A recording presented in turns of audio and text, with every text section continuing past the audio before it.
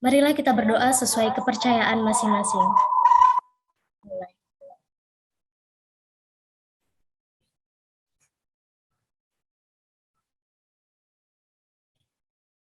Berdoa selesai. Acara selanjutnya kita akan mendengarkan kata sambutan dari Rektor UKRIM. Kepada Bapak Eka, saya persilakan.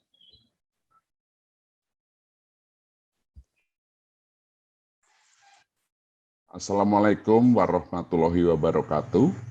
Salam sejahtera untuk kita semua. Om Swastiastu, Namo Buddhaya, salam kebajikan. Selamat pagi dan semangat pagi.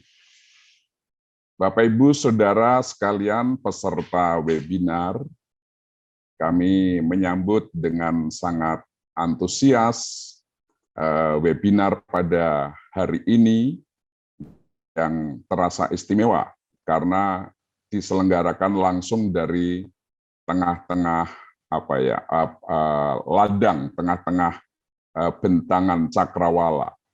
Jadi meskipun saya tidak bisa hadir di lokasi karena satu dan lain hal kegiatan saya di weekend ini, saya menyambut baik apa yang sudah dipersiapkan oleh panitia, oleh para dosen dan mahasiswa dalam rangka KKN tematik yang dilakukan oleh Universitas Kristen Immanuel Yogyakarta, UKRIM, dan bekerja sama dengan Desa Wisata Tinalah yang sedang dalam penilaian, saya dengar untuk kejuaraan nasional dari 50 desa wisata yang dilombakan. Saya mengapresiasi dengan sangat baik, sangat luar biasa keterlibatan UKRIM di dalam rangka program Merdeka Belajar Kampus Merdeka yang sudah dicanangkan oleh pemerintah, dalam hal ini Kemristekdikbud, lupa namanya itu, Mas Menteri ya. Kita mendukung hal-hal yang sedang dilakukan oleh pemerintah, bahkan sudah dicanangkan ada 3 semester di luar prodi. Saya kira pada dasarnya waktu saya mendengar bahwa ini akan ada pemasangan solar charging station di Desa Wisata Tinalah Kulon Progo sana, saya mengira itu hanya mahasiswa fisika yang berkaitan. Tetapi ternyata ketika saya mendengar atau memperhatikan video-video yang dikirim ketika Pak Menteri Sandiaga Uno menghadiri pada acara launching atau penilaian itu secara nasional, saya melihat bahwa ini tidak hanya mahasiswa dari fisika saja yang bisa terlibat, apalagi dibungkus, dikemas dengan desa wisata yang bisa mengembangkan banyak hal. Ya, nanti Pak Rizky akan menjelaskan itu dengan sangat baik. Saya kira bagaimana desa wisata Tinalah ini sebagai ruang edukasi yang berkelanjutan. Ya. Kemudian apa yang dimiliki oleh UKRIM, dan ini merupakan hal yang baru untuk tingkat perguruan tinggi, karena perguruan tinggi yang memiliki solar charging panel surya seperti ini belum banyak.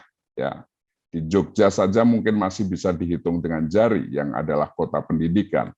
Yang memiliki yang terbesar itu di Sumatera, ada Institut Teknologi Sumatera ITERA sana.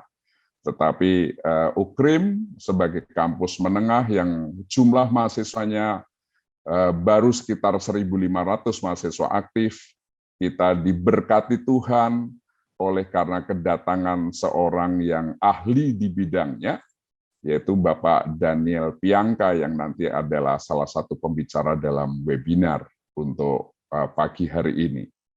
Jadi terima kasih banyak Bapak yang sudah mempersiapkan, para mahasiswa juga, para dosen, semua saya menghargai dengan sangat antusias, sangat bangga dengan Anda semua. Pemanfaatan energi terbarukan untuk mengembangkan desa secara berkelanjutan bekerja sama dengan sebuah kampung di Kulon Progo. Saya ini dibesarkan di Kulon Progo ya. SD, SMP, SMA saya di Kulon Progo, ke Kabupaten Kulon Progo, Wates ya. Tapi saya belum pernah sampai ke Samigalo kecuali Ngelinggo, kebun teh Ngelinggo ya. Itu pun karena diajak teman. Jadi belum pernah sampai ke Samigalo karena pada waktu saya SMA berkendaraan sepeda tidak mungkin sampai menjangkau daerah-daerah yang tinggi seperti itu. Tapi setelah sekarang infrastruktur dibangun pun belum ada kesempatan sampai sana. Memang panitia menghubungi saya supaya saya ikut serta di lokasi dalam menyampaikan sambutan ini. Tetapi minta maaf karena ada kesibukan lain yang sudah direncanakan sebelum panitia menghubungi saya tidak bisa hadir di sana. Tapi jangan berkecil hati, senyum saya sampai di situ, hati saya sampai di situ. Suatu saat saya pasti akan mengunjungi Desa Wisata Tinalah Purwoharjo, Samigalo, Kulon Progo. Jadi selamat berwebinar Bapak Ibu semua di seluruh Indonesia. Saya diberitahu panitia bahwa peserta ini terdiri dari guru, ada LSM, tentu ada siswa juga ya, atau mahasiswa, pelaku industri, pariwisata, dinas pemerintahan, dan masyarakat umum. Sekali lagi selamat berwebinar sampai akhir nanti. Dengan ini saya nyatakan webinar pemanfaatan energi terbarukan untuk mengembangkan desa berkelanjutan atas kerjasama Fakultas Sains dan Komputer UKRIM dengan Desa Wisata Tinalah Kulon Progo saya nyatakan dibuka dan selamat berseminar, berwebinar sampai usai nanti. Tuhan memberkati Anda semua. Wassalamualaikum warahmatullahi wabarakatuh. Salam sejahtera bagi kita semua. Merdeka, belajar, kampus merdeka. Tuhan memberkati. Terima kasih kepada Bapak Rektor atas kata sambutannya. Kita akan lanjutkan pada acara inti kita pada hari ini, yaitu penyampaian materi oleh para pembicara yang akan dipimpin oleh moderator. Kepada Ibu Emerita Setiawati, MSc, saya persilakan. Selamat pagi, Bapak Ibu peserta webinar pemanfaatan energi terbarukan untuk pengembangan desa berkelanjutan. Sebelum kita mulai acara pada pagi hari ini, perkenankan saya membacakan CV singkat dari pembicara kita yang pertama. Nama lengkap beliau adalah Bapak Galuh Alif Fahmi Rizky. Nah, Mas Galuh ini membidangi e-learning dan blended learning.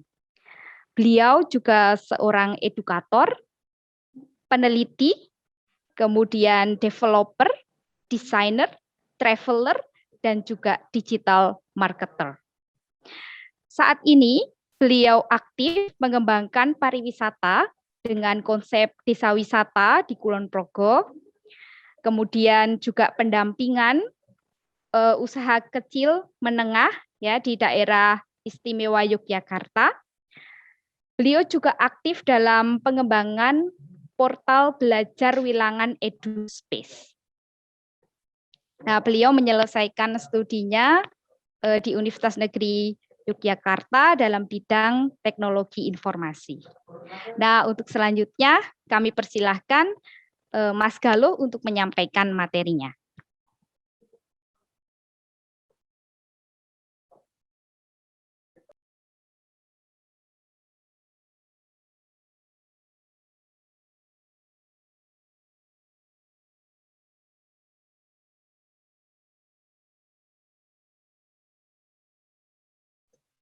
Baik, terima kasih.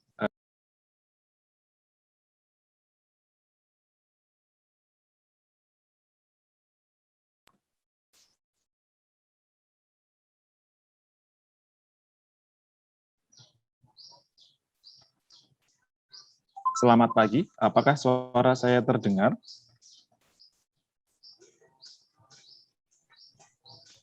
Iya, Mas, terdengar.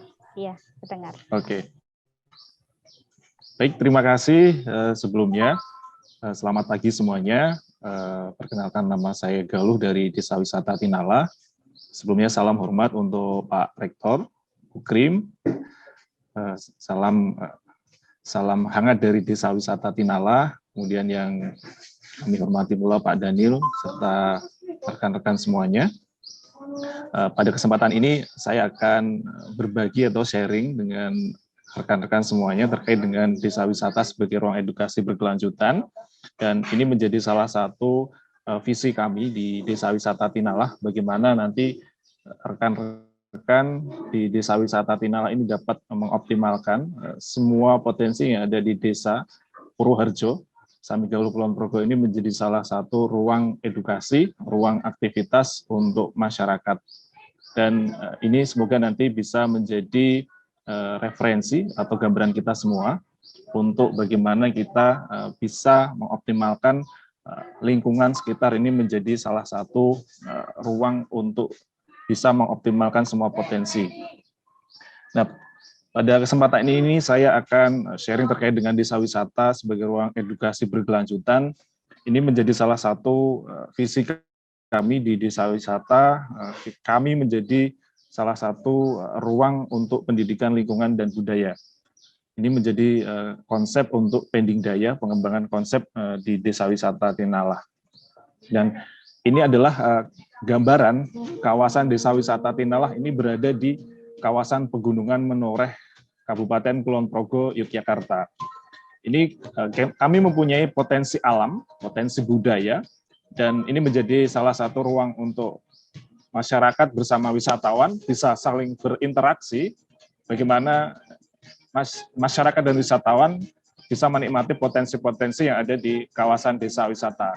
Dan aktivitas-aktivitas ini di desa wisata tentu menjadi salah satu hal penting adalah pengalaman. Nah, di sini banyak sekali potensi, baik dari sejarah, ada rumah sandi negara, ini menjadi salah satu ruang edukasi juga di tempat kami, untuk aktivitas budaya, menjadi bagaimana pelestarian budaya di Desa Wisata Tinala ini nantinya dapat tetap terjaga. Nah, itu gambaran tentang sekilas tentang desa wisata, dan desa wisata ini adalah salah satu bagaimana nantinya atraksi, akomodasi maupun amenitas yang ada ini menjadi salah satu ruang untuk masyarakat untuk bisa mempertahankan tata cara kehidupan dan tradisi yang ada di Desa Wisata Tinala. Dan ini menjadi salah satu bagaimana nantinya kami di Desa Wisata Tinala ini bisa menjadikan desa wisata sebagai ruang edukasi berkelanjutan. Di sini kami menitik beratkan berkelanjutan ini adalah transformasi sosial dan ekonomi serta kelestarian lingkungan. Jadi di desa wisata ini kami bagaimana kebijakan-kebijakan baik dari pusat mau sampai dengan daerah ini menjadi salah satu upaya kami bagaimana kita bisa menyesuaikan dengan kebijakan-kebijakan yang ada, kemudian transformasi lingkungan belajar, kemudian kami secara berkala melakukan pelatihan atau peningkatan kapasitas SDM yang ada di masyarakat untuk menjadi tuan rumah bagaimana nanti bisa berinteraksi dengan para wisatawan. Kemudian dengan itu terdapat pemberdayaan dan mobilitas kaum muda, bagaimana keterlibatan rekan-rekan muda ini bisa terlibat dalam pengembangan edukasi berkelanjutan. Dan dengan ini nanti akan mempercepat aksi nyata, bagaimana di tingkat lokal dan komunitas ini bisa saling berkolaborasi untuk mengembangkan kawasan potensi-potensi yang ada di desa wisata. Nah, ini poin-poin penting bagaimana kami nantinya mengembangkan potensi-potensi ini. Dan ini beberapa aktivitas yang ada di desa wisata.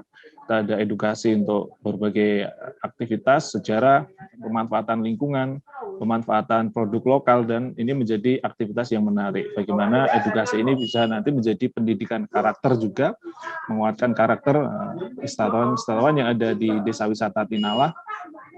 Kemudian ini menjadi salah satu upaya kami untuk menanamkan nilai luhur budaya bangsa, bagaimana kita berinteraksi, bergotong royong, dengan penerapan-penerapan yang ada di desa wisata, menyebarkan nilai-nilai kearifan lokal. Kemudian yang penting dalam pengembangan desa wisata berkelanjutan adalah experimental learning, yaitu bagaimana wisatawan yang datang ke Desa Wisata Tinalah ini nanti mempunyai pengalaman-pengalaman yang seru dan itu bisa ditransfer ke rekan ataupun teman-teman yang itu nanti bisa menjadi salah satu referensi untuk bisa datang ke Desa Wisata Tinalah. Dan tentunya adalah meningkatkan taraf kehidupan masyarakat. Dengan adanya desa wisata menjadi ruang edukasi berkelanjutan ini akan meningkatkan taraf kehidupan masyarakat dan nilai ekonomi. Nah, ini kami juga sebagai ruang desa wisata itu sebagai sumber belajar di desa wisata. Nah, ini ada ide, fakta, ataupun informasi-informasi yang ada di desa wisata ini menjadi salah satu sumber belajar. Kemudian masyarakat ataupun warga-warga ini menjadi salah satu sumber belajar juga. Para kelompok tani, para pelaku budaya ini menjadi salah satu bagaimana nanti wisatawan bisa belajar langsung dengan rekan-rekan yang ada di desa. Kemudian ada juga catatan-catatan sejarah yang ada di desa, ini menjadi salah satu sumber untuk belajar bagaimana nanti informasi-informasi yang ada di desa wisata ini dapat ditransfer. Selain itu, kami di Desa Wisata Tinalah juga menjadi pusat untuk aktivitas pertanian, perkebunan, dan lain sebagainya, maka peralatan di desa untuk alat-alat pertanian, ini kami kembangkan juga menjadi salah satu rumah edukasi atau rumah tani. Jadi satu rumah itu terdapat berbagai macam peralatan pertanian di situ untuk edukasi bagaimana dari awal bercocok tanam sampai panen itu apa saja alat-alat yang digunakan. Ini menjadi salah satu ruang edukasi juga. Kemudian kami juga ada teknik-teknik kegiatan lain seperti outbound, ada workshop, itu menjadi salah satu kegiatan-kegiatan pembelajaran, bisa pembelajaran mandiri, atau pendampingan, atau praktikum, kemudian bisa berbagai macam aktiviti lain. Dan tentunya tidak lepas dari ini adalah lingkungan, itu adalah lingkungan yang ada di desa wisata ini menjadi sumber belajar yang nanti bisa dimanfaatkan secara bersama-sama. Bagaimana sumber belajar di desa wisata ini ternyata sangat banyak sekali, dan ini menjadi salah satu sumber belajar yang harus dijaga dan terus dilestarikan yang ada di Desa Wisata Tinalah. Ini catatan-catatan penting kami. Kemudian desa wisata ini nantinya dapat juga mengembangkan program-program secara berkelanjutan, karena mau tidak mau desa wisata juga harus selalu berinovasi terkait dengan kegiatan program-program yang ada di desa wisata. Maka experimental tourism, experimental learning ini menjadi salah satu upaya kami untuk mengembangkan desa wisata menjadi ruang edukasi berkelanjutan. Kemudian dengan pemanfaatan lingkungan dan hasil bumi ini juga menjadi salah satu edukasi untuk bagaimana pemanfaatan lingkungan, kearifan lokal ini menjadi salah satu kebermanfaatan bagi masyarakat, dan juga wisatawan juga bisa menikmati belajar langsung dengan potensi-potensi yang ada di Desa Wisata Tinalah. Ini menjadi salah satu ruang edukasi pemanfaatan lingkungan dan hasil bumi. Kemudian banyak sekali aktivitas di desa wisata berkelanjutan berbasis masyarakat. Ini tentunya adalah pemiliknya adalah masyarakat langsung, karena ini adalah memang desa ini adalah pelakunya adalah masyarakat. Maka tidak mau masyarakat harus berperan secara aktif bagaimana memanfaatkan potensi-potensi baik kompetensi diri, lingkungan maupun segala bentuk yang itu bisa dikembangkan menjadi potensi-potensi pengembangan desa wisata. Nah, ini kepemilikan dari masyarakat, kontribusi terhadap kesejahteraan sosial, kemudian sampai nanti ke kualitas pelayanan, ini menjadi salah satu upaya kami bagaimana desa wisata ini bisa menjadi tempat edukasi. Nah, ini upaya kami juga, ada edukasi, ada sosialisasi lingkungan secara berkala. Kami upayakan bagaimana tetap menjaga lingkungan dengan kelestariannya. Nah, ini kegiatan-kegiatan yang nantinya bisa dikembangkan di desa wisata. Dan tidak kalah penting adalah pelestarian lingkungan ini berdasarkan teologis, falsafah, dan budaya tradisi masyarakat.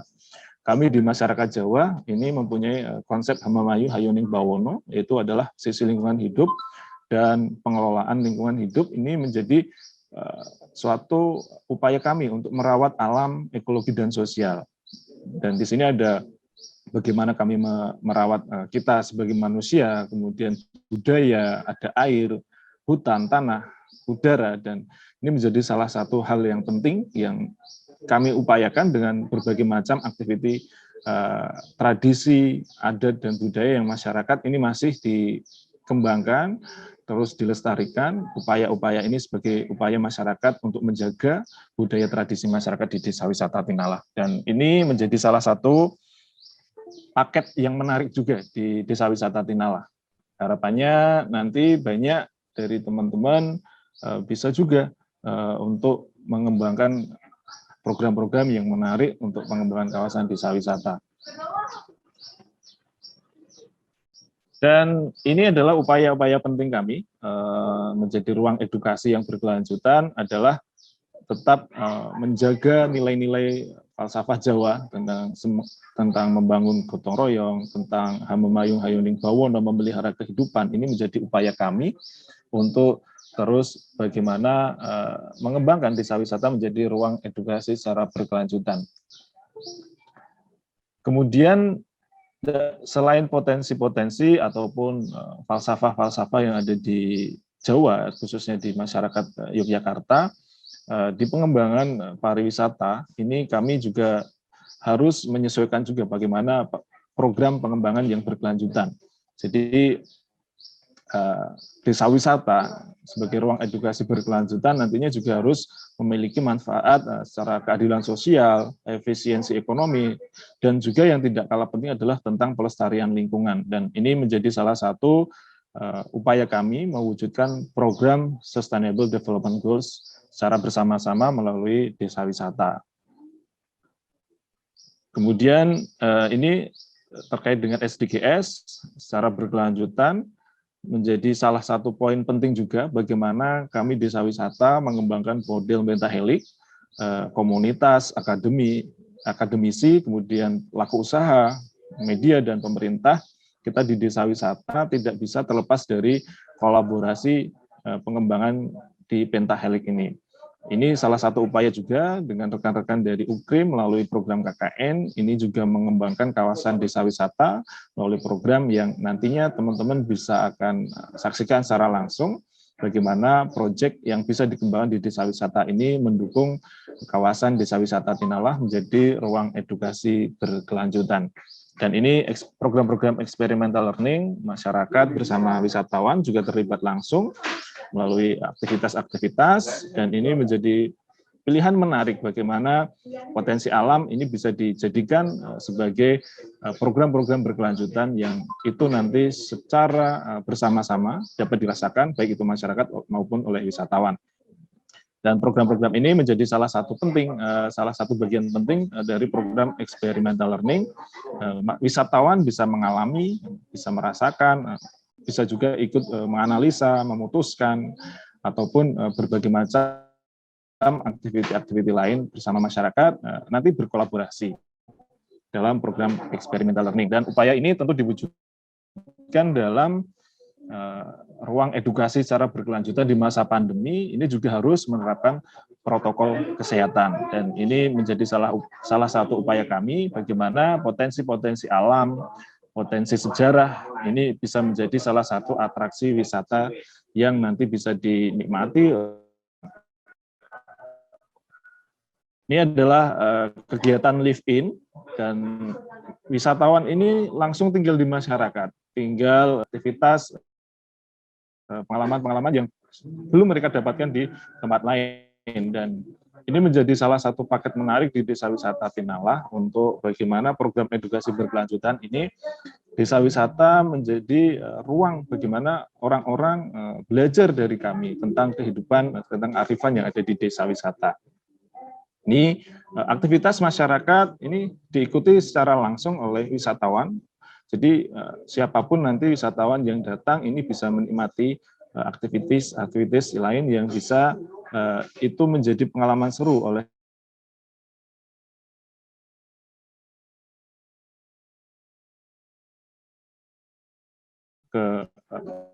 peningkatan ekonomi. Ini adalah potensi-potensi yang ada di desa wisata, ada Sungai Tinala, ada Taloniri, ada Embung, ada Goa, kemudian ini menjadi salah satu aktivitas-aktivitas baik itu berbagai macam lintas sekolah, perguruan tinggi maupun komunitas itu bisa memanfaatkan potensi-potensi yang ada di desa wisata. Ini daya tarik tradisi, kami terus berupaya bagaimana melestarikan tradisi budaya yang ada di Desa Wisata Tinala melalui berbagai macam event ataupun pagelaran yang nanti bisa diikuti oleh para wisatawan. Ini adalah daya tarik alam dan buatan.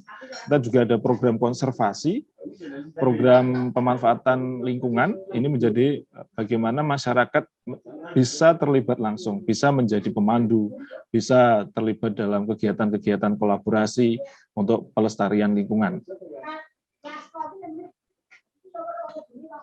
Selain itu, di desa wisata adalah pemanfaatan tentang potensi kuliner dengan pemanfaatan bahan lokal. Ini menjadi salah satu upaya kami untuk zero waste, bagaimana pemanfaatan lingkungan atau bahan ramah lingkungan ini menjadi sajian untuk pengembangan daya tarik kuliner di desa wisata. Ini menjadi poin penting bagaimana nanti rekan-rekan di desa wisata Tinala ini bisa live in kegiatan-kegiatan untuk ruang edukasi itu apa saja. Bisa untuk wisata alam, untuk sejarah, maupun program KKN, program magang, studi banding, penelitian, pemberdayaan, ataupun berbagai macam pelatihan. Nah, ini menjadi salah satu penting untuk pengembangan desa wisata sebagai ruang edukasi berkelanjutan. Dan ini adalah program kolaborasi kami dengan UKRIM tentang bagaimana pemanfaatan lingkungan panas yang ada di tempat kami, lingkungan di tempat kami, dikembangkan menjadi salah satu proyek bagaimana ini menjadi salah satu ruang edukasi pemanfaatan lingkungan sinar matahari bisa dikonversi menjadi energi listrik, dan ini menjadi salah satu daya dukung kami di tempat kami di bumi perkemahan atau campground di tempat kami dengan memanfaatkan energi listrik dari panel surya ini, dan ini menjadi salah satu program edukasi juga bagaimana nanti wisatawan bisa belajar tentang pemanfaatan energi berkelanjutan. Dan yang menjadi poin penting kami adalah desa wisata nanti bisa terus secara bertahap mengembangkan experimental learning, menjadi kolaborasi apik antara masyarakat bersama dengan berbagai perangkat organisasi, dan tentunya dengan hal ini kami nantinya mempunyai keunikan dan spesifikasi sesuai dengan potensi yang ada di desa, dan ini menjadi salah satu upaya kami bersama-sama dengan kolaborasi kegiatan dengan UKRIM bisa mewujudkan desa wisata sebagai ruang edukasi berkelanjutan. Dan nanti pada sesi ini juga nanti akan dipandu oleh Mbak Lina seperti apa ruang edukasi berbasis panel surya di tempat kami di Desa Wisata Tinala ini bisa mensupport aktivitas-aktivitas pembelajaran, edukasi, dan itu tentu memberikan manfaat untuk lingkungan, masyarakat, dan nilai tambah ekonomi. Dan itu adalah konsep yang kami kembangkan selama ini, dan semoga nanti kita semua bisa saling kolaborasi, memanfaatkan lingkungan, khususnya di desa, menjadi ruang pengembangan edukasi berkelanjutan. Demikian yang dapat kami sampaikan terkait dengan pemanfaatan Desa Wisata Tinala sebagai ruang edukasi berkelanjutan, dan secara langsung oleh Mbak Lina akan ditampilkan bagaimana panel surya yang ada di Desa Wisata Tinala.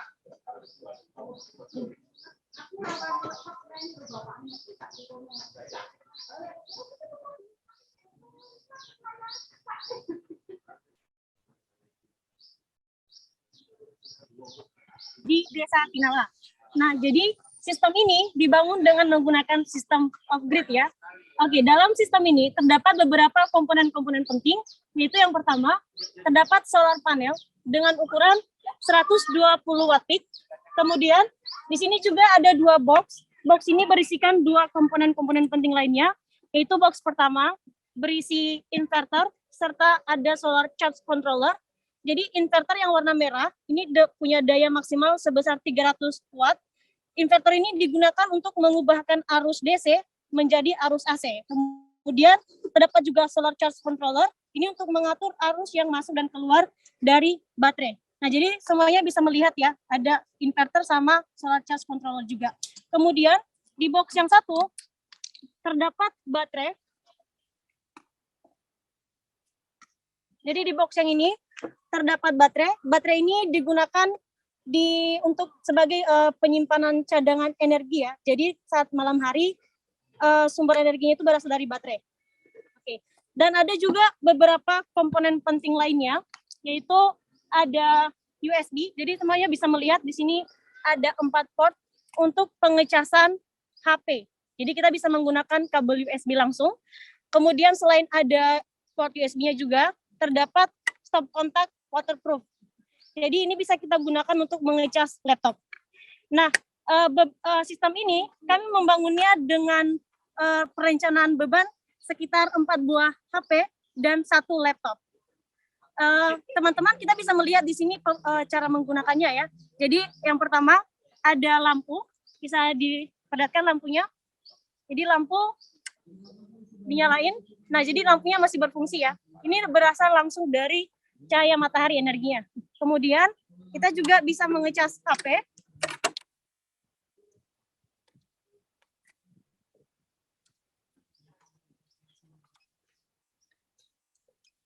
Nih, jadi kita bisa mengecas HP-nya menggunakan stop kontaknya. Mungkin tidak terlalu jelas ya, tapi di sini dia mengisi daya ya, jadi masih tersambung. Kemudian jika memang hanya punya USB, kita juga bisa menggunakan ini tadi, port USB-nya atau USB hub-nya ya. Nah, oke, demikian penjelasan dari saya. Terima kasih. Oke, terima kasih Mas Galuh dan Lina ya atas presentasinya pada pagi hari ini. Untuk selanjutnya, Bapak Ibu, kita akan mendengarkan presentasi dari pembicara kedua, yaitu Bapak Daniel Pianka. Nah, sebelum beliau menyampaikan presentasinya, perkenankan saya membacakan CV singkat beliau. Bapak Daniel Pianka ini berasal dari Jerman dan sudah 7 tahun berada di Indonesia. Di UKRIM, Universitas Kristen Immanuel, beliau mendirikan dan mengembangkan energi terbarukan. Nah, saat ini beliau adalah dosen di Prodi Fisika Universitas Kristen Immanuel dan juga Kepala Lembaga Pengembangan Energi Terbarukan. Nah, bersama tim di LPET, beliau mendirikan Pusat Studi Energi Terbarukan, kemudian juga melakukan penelitian dan mengimplementasikan teknologi energi terbarukan untuk daerah pedesaan. Nah, beliau menyelesaikan pendidikannya dari University of Stuttgart, Jerman, dalam bidang Aerospace Engineering. Untuk selanjutnya, kami persilahkan Bapak Daniel Pianka menyampaikan presentasinya. Silakan, Pak Daniel. Oke, selamat siang Bapak Ibu, selamat siang Bu Emma, Pak Rektor, Pak Eka, Mas Galuh, dan juga semua Bapak Ibu lain dan mahasiswa yang ikut seminar hari ini. Apakah presentasi saya sudah bisa dilihat? Sudah bisa ya? Oke, so ini pemandangan dari atas atap sini, ada solar panel di sini, dan kalau cuaca sangat bagus, kita bisa lihat langsung sampai ke Gunung Merapi. Hari ini saya akan sedikit memberi introduction tentang topik ini, kemudian bicara tentang sustainable tourism and villages, artinya desa dan pariwisataan yang berkelanjutan, kemudian teknologi energi terbarukan atau clean energy yang kita menggunakan di UKRIM.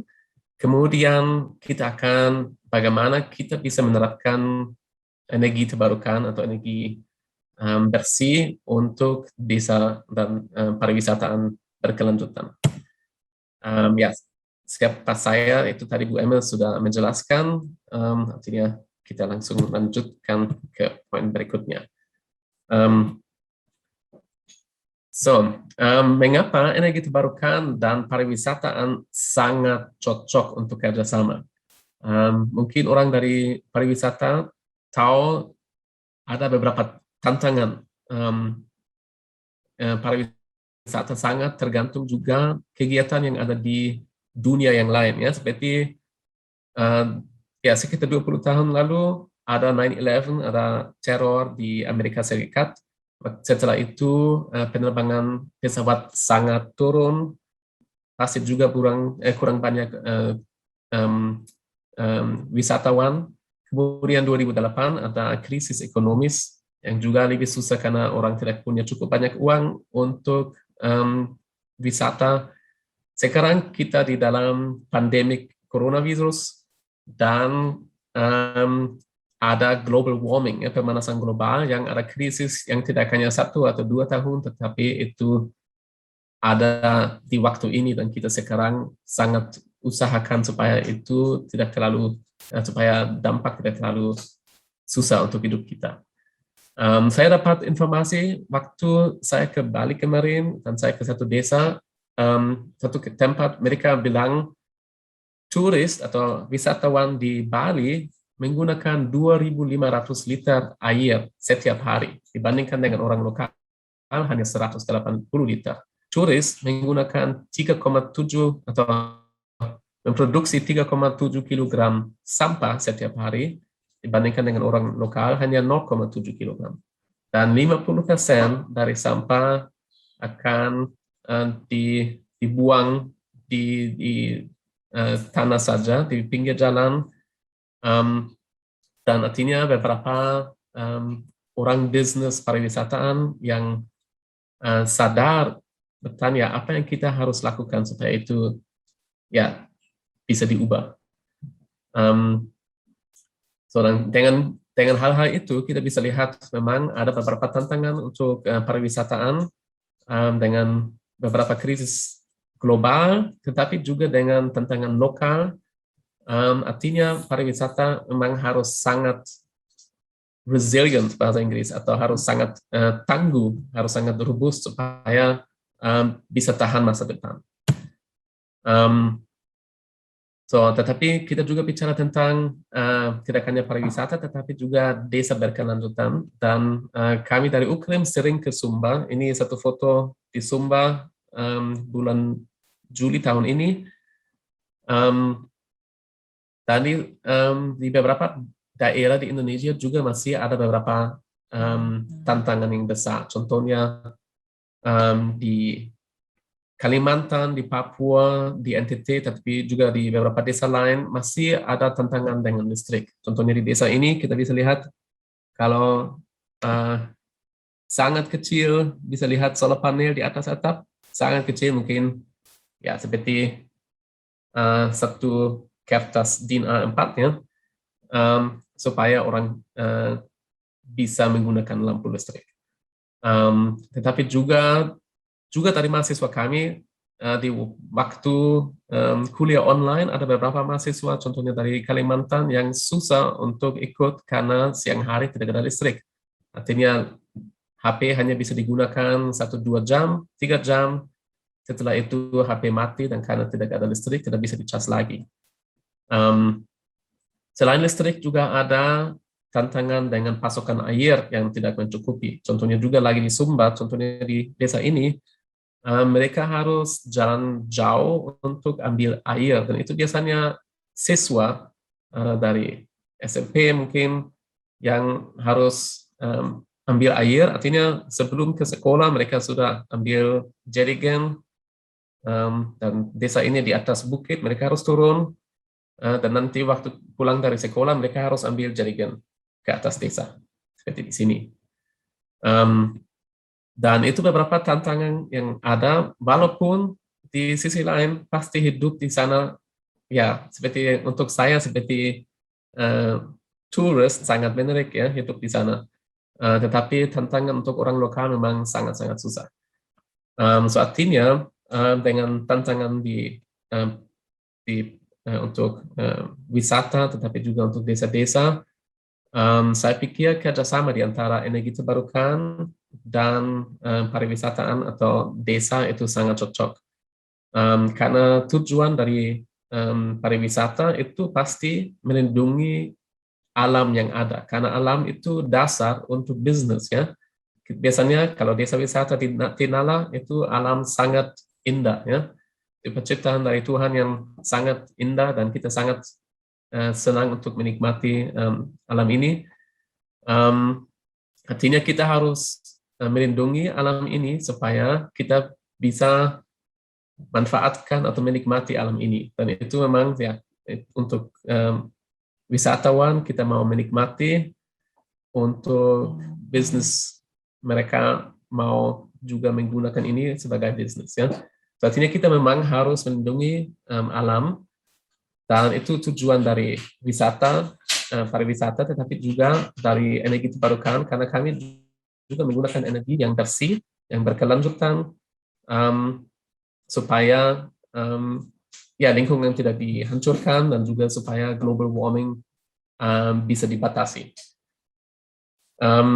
Selain itu juga energi sangat cocok untuk mengembangkan desa, seperti kalau di desa sana belum ada listrik, air sangat jauh, tetapi dengan contohnya tenaga surya atau pompa tenaga surya, kita bisa membantu di desa sana supaya ada air lebih dekat, dan juga supaya ada listrik yang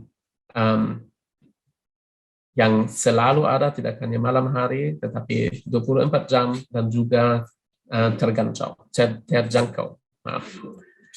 So, karena ada beberapa tantangan juga dari PBB, ada namanya Sustainable Development Goals atau SDGs. Ada 17 tujuan supaya dunia akan lebih bagus. Contohnya mereka mau mengurangi kemiskinan, mengurangi kelaparan, meningkat edukasi, seperti itu juga satu tujuan yang kita tadi dengar dari Mas Galuh.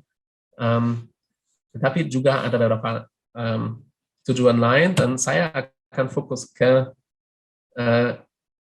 tujuan soal beberapa yang terkait dengan pariwisata, contohnya affordable and clean energy, artinya energi yang bersih dan juga ya cukup murah supaya orang bisa menggunakan.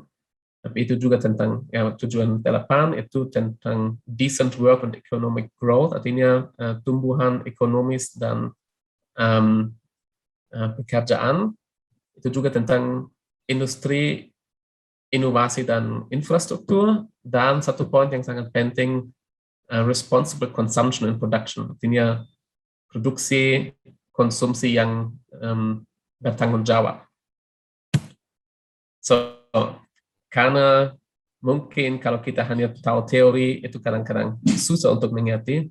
Karena itu kita mau lihat apa yang ada di Ukraina. So di Ukraina kita ada training center dengan beberapa teknologi energi terbarukan.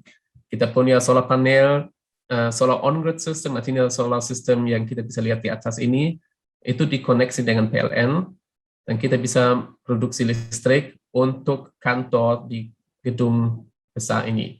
Tapi kita juga menggunakan satu off-grid system, artinya itu tidak disambung dengan PLN, itu menggunakan baterai, itu bisa berfungsi tanpa PLN. Kita punya juga pompa tenaga surya, kita punya tempat biogas, solar dryer, dan beberapa teknologi yang lain. Yang kita akan lihat langsung live dengan teman kerja saya, Yuan, yang sekarang pergi ke atas atap. So, sekarang saya duduk di sini, di bawah solar panel, dan nanti Yuan akan live streaming dari atas supaya kita bisa lihat bagaimana teknologi, dan saya akan menjelaskan bagaimana kita bisa menggunakan teknologi ini.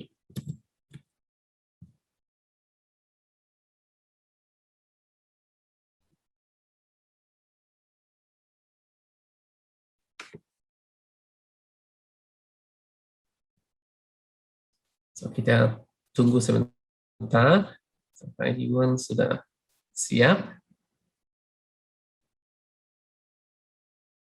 Ya, oke. So di sini kita bisa lihat solar panel.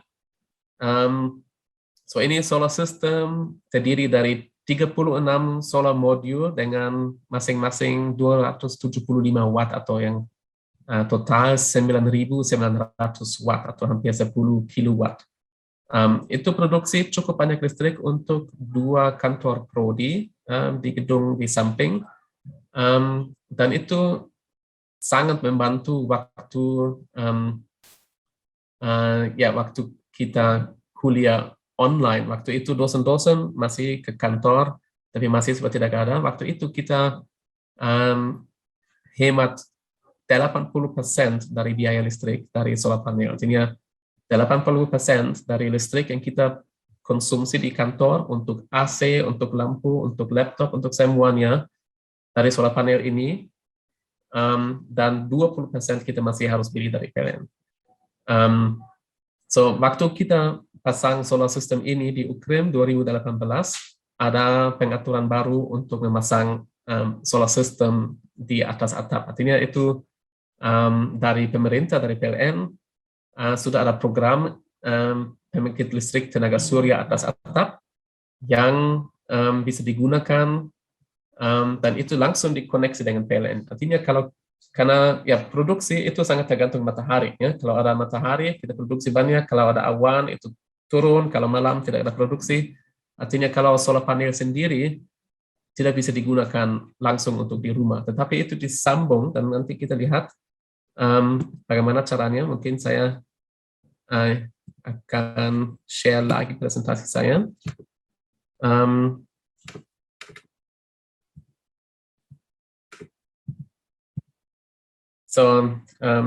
Kita produksi sekitar 40 kWh per hari, dan itu kita bisa lihat data dengan monitoring sistem kami. So artinya kami bisa lihat contohnya waktu saya membuat screenshot ini, kami produksi 3,3 kW dan konsumsi 3,6 kW, artinya kita masih harus tambah dari PLN 0,3, tapi artinya itu hampir 0 yang kita harus beli dari PLN. Di waktu lain, itu satu skema lain, kita juga bisa lihat waktu itu kami produksi 8,47 kW, kita konsumsi 5,45 kW, artinya masih ada sisa yang kami bisa kirim ke PLN. Dan waktu itu apa yang kami kirim ke PLN itu disimpan untuk kami, dan kami bisa ambil lagi 65%.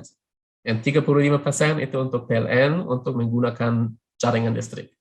Tetapi baru ada permen dari kementerian untuk menggunakan 100%. Artinya semuanya yang kami kirim ke PLN itu juga kami bisa ambil lagi. Contohnya hari Sabtu Minggu kalau tidak ada orang di universitas, semua produksi kami di Ukraina kami kirim ke PLN, dan contohnya hari Senin, Selasa kalau perlu lebih banyak listrik daripada kami produksi, kami bisa ambil listrik yang kami sebelumnya simpan di PLN dan bisa menggunakan lagi. Dan itu seperti baterai yang gratis untuk kami. Artinya itu satu hal yang sangat luar biasa sekarang. Dengan itu kami bisa hemat cukup banyak. Di sini kita bisa lihat semua yang merah kami harus pilih dari PLN. Kalau konsumsi lebih tinggi daripada produksi dari solar panel, kita harus pilih dari PLN. Tapi semua hijau itu listrik yang kami langsung menggunakan dari solar panel di gedung. Dan yang kuning itu produksi dari solar panel, tetapi itu lebih banyak daripada kami konsumsi. Itu pagi-pagi sebelum orang masuk ke kantor, itu kami menjual atau simpan di PLN. Ya itu tadi saya sudah bilang, kami hampir hemat 80% dengan tenaga surya, artinya ada konsumsi sendiri, dan yang lain kami hemat dengan kirim ke PLN dan dapat lagi dari PLN. So artinya kalau tanpa solar panel kami harus bayar contohnya waktu itu ya hampir 10 juta, tapi karena dengan tenaga surya hanya harus bayar 2 juta, artinya hampir 80% yang kami hemat dengan solar panel. So mengapa kami pasang itu? Karena sering ada orang bilang, apakah itu berfungsi, apakah memang bisa dapat sistem seperti ini, apakah itu masuk akal, dan sebagainya. Artinya kami mau mencoba saja, supaya ada satu contoh yang baik yang bisa digunakan. Dan di sini hanya bisa lihat seperti, oke, di awalnya memang ada investasi, dan itu memang untuk beberapa orang yang bilang, oke, kalau terlalu banyak investasi, kita tidak mau, tetapi harga solar system sudah sangat turun. Dan dengan sistem lama, untuk solar system seperti di Ukraina, itu perlu sekitar 9 tahun sampai uang kembali, tetapi sistem bisa berfungsi 25 tahun atau lebih lama, artinya kita bisa hemat cukup banyak dengan itu.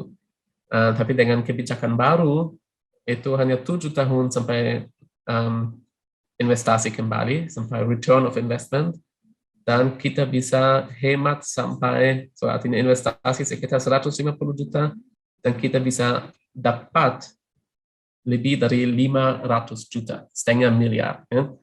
Itu memang, artinya itu dengan tantangan yang kita tadi lihat, tantangan energi, tantangan pemanasan global, itu juga saya pikir itu satu chance, satu kesempatan, karena kita sekarang sudah punya teknologi yang sudah siap digunakan dan sudah cukup terjangkau untuk mengurangi CO2 yang kita produksi, tetapi juga supaya kita bisa hemat uang. Sekarang kita lagi lihat yuan yang sudah ada di solar pump.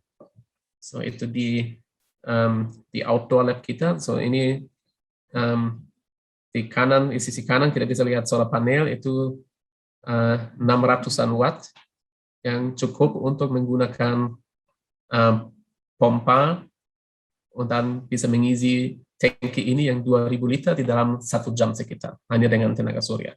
So tangki atau solar pump ini cukup untuk beberapa gedung, untuk beberapa toilet, tapi juga untuk siram rumput di tanah ukrim, dan itu hanya berfungsi dengan tenaga surya, juga tidak perlu baterai karena air disimpan di atas tangki, artinya itu contohnya malam bisa mengalir sendiri. Itu teknologi yang sangat cocok untuk desa seperti di Sumba. Di sana kadang-kadang harus bor sampai 100 meter ke dalam, dan kalau tidak ada listrik, artinya dengan ember saja itu terlalu susah. So artinya teknologi ini sangat berfungsi, sangat robust, dan walaupun pompa tidak terlalu murah, tapi dibandingkan dengan situasi yang sekarang ada di Sumba, artinya mereka harus pesan truk air, dan truk air cukup mahal. So saya hitung itu tidak sampai 2 tahun sampai uang sudah kembali dibandingkan dengan truk air. Oke, dan kita ke teknologi yang berikutnya. So ini training center, dan kami sangat bahagia, sangat senang karena kami dapat teknologi ini dengan bantuan dari Kementerian Jerman, Kedubes Jerman, Kedutaan Besar Jerman yang membantu kami dengan funding untuk bangun training center ini. Ini baru selesai tahun ini, masih ada beberapa konstruksi. Di sini kita bisa lihat solar system off-grid, itu juga solar panel dan ada baterai supaya itu bisa digunakan juga tanpa PLN. Dan di bawah itu kita bisa lihat ada tempat untuk biogas. Artinya kami juga bisa produksi gas sendiri. Itu juga contohnya lagi di Sumba atau di beberapa desa terpencil sangat penting karena belum di semua daerah sudah tersedia tabung gas. So, artinya orang yang punya sapi atau domba atau apapun bisa produksi gas sendiri, tetapi juga kotoran bisa digunakan menjadi pupuk organik. Artinya ada 2 manfaat, ada gas sendiri dan juga pupuk organik sendiri. Dan di kiri kita bisa lihat solar dryer. Solar dryer itu teknologi sangat sederhana, itu seperti meja, tapi itu menggunakan juga tenaga surya untuk kipas, dan itu bisa digunakan untuk mengeringkan. So, saya lihat di Indonesia sering menggunakan seperti tikar di depan rumah untuk menjemur hasil pertanian, tetapi sekarang sudah mulai musim hujan dan waktu itu sangat susah supaya hasil pertanian cukup cepat kering. Artinya itu membantu supaya itu, so kami berhitung itu 50% lebih cepat kering, artinya bisa produksi hasil daerah yang juga bisa dijual contohnya di desa wisata dengan cara yang lebih cepat, juga lebih bersih karena tidak ada ayam yang bisa masuk, tidak ada lalat atau yang lain, artinya itu lebih higienis lebih bersih, tapi juga tidak harus menjaga. Kalau yang tempat lain, orang selalu harus menjaga waktu musim hujan, supaya kalau hujan langsung ditutup, masuk ke rumah. Dan itu teknologi sangat sederhana, cukup murah untuk desa, dan sudah dibuktikan itu berfungsi. Kami sudah bangun solar dryer seperti ini di Gunung Kidul untuk kacang mete, untuk mengeringkan kacang mete. Tetapi mereka juga menggunakan itu untuk singkong dan beberapa lain. Oke. Ya, terima kasih Yuan untuk teknologi ini, dan saya lanjutkan dengan presentasi. So, ini teknologi yang kita sudah lihat. Artinya teknologi ada untuk tenaga surya ada beberapa macam. Ada yang on-grid, yang paling ekonomis karena tidak harus beli baterai. Dan itu sangat cocok untuk desa yang sudah ada listrik yang stabil, seperti dari PLN, yang 24 jam, tetapi kita masih bisa mengurangi CO2, karena listrik dari PLN itu paling banyak dari batu bara, artinya CO2 cukup tinggi. Dan kalau kita mau lebih berkelanjutan, kita bisa menggunakan solar system on-grid seperti tadi. Artinya itu lebih bersih, tetapi juga kita memang bisa hemat listrik dan biaya operasional. Dan itu juga untuk beberapa hotel yang sekarang di krisis energi merasa konsumsi listrik atau biaya energi masih mahal, tapi kurang banyak tamu yang bayar untuk itu. Artinya itu satu contoh yang sangat baik untuk mengurangi biaya operasional untuk listrik, tetapi juga untuk meningkat level berkelanjutan. So, ini solar dryer, di sana kalian bisa membandingkan secara tradisional, itu perlu sekitar 2 hari, dan dengan solar dryer itu dalam 1 hari sudah sudah kering. Ya. Biogas, seperti tadi saya bilang, itu untuk produksi gas sendiri, juga untuk bisa masak dengan cara bersih, tidak ada produksi asap lagi. Solar pump itu sangat dimanfaatkan di desa yang belum ada air atau harus menggunakan pompa air yang cukup dalam, dan contohnya pompa air bisa, karena itu submersible pump, artinya itu pompa yang masuk ke lubang air dan mendorong, itu bisa, satu pompa bisa cukup untuk satu desa. So kami juga implementasikan teknologi ini di beberapa desa. Contohnya di Sumba kami sudah pasang solar home system yang sangat mirip dengan solar charging station di desa wisata Tinala. So artinya orang sudah bisa menggunakan lampu, bisa cas HP, dan bisa menggunakan beberapa alat lain dengan solar system ini.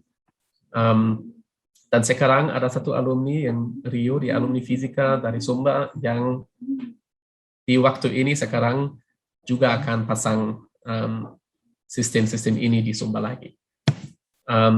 Ini proyek kami dengan solar dryer di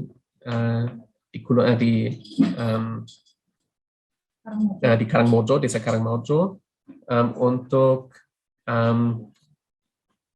mengeringkan kacang mete atau kacang atau singkong dan sebagainya. So kami juga kerjasama dengan Engineers Without Borders, itu satu organisasi yang ada di beberapa negara yang membantu juga dengan teknis, dan mereka juga membantu dengan program Establishing Energy Education, artinya itu untuk pendidikan energi. So bersama mereka kami juga bangun training center kami di Ukraina, dan juga contohnya bangun lampu tenaga surya yang proyek dari mahasiswa, artinya mahasiswa menyolder sendiri dan bisa menggunakan lampu ini untuk, artinya bisa dicas dengan cahaya matahari, dan malam itu bisa digunakan sebagai lampu. So sekarang saya mau memberi 2 contoh tentang contoh yang best practice untuk menggunakan teknologi berkelanjutan. So, dan itu desa wisata Tinala pasti di Kulon Progo, dan kemarin saya juga lihat satu tempat wisata namanya mana Earthly Paradise di Ubud, Bali. So sebenarnya saya tidak cari tempat ini, tapi waktu saya lihat itu, saya pikir itu sangat luar biasa, dan mereka juga membuat satu tour untuk saya supaya saya bisa lihat teknologi yang di sana, dan saya akan menjelaskan sedikit. So tadi saya bicara tentang Sustainable Development Goals, dan satu goal itu efficient use dan artinya bahasa Indonesia penggunaan sumber daya dengan cara yang efisien. Ya. Untuk menggunakan itu ada satu hal yang mungkin kita kadang-kadang lupa. So kita hanya pikir, oke, ini situasi sekarang kita perlu banyak energi terbarukan untuk mengurangi biaya listrik. Tetapi ada satu langkah sebelumnya. Kita harus menggunakan apa yang ada dengan cara lebih efisien. Dan ada beberapa hal yang mungkin sudah sangat jelas. Contohnya dulu masih ada lampu bohlam dengan kawat, dan itu sebenarnya itu panas karena itu 90% panas dan hanya 10% cahaya.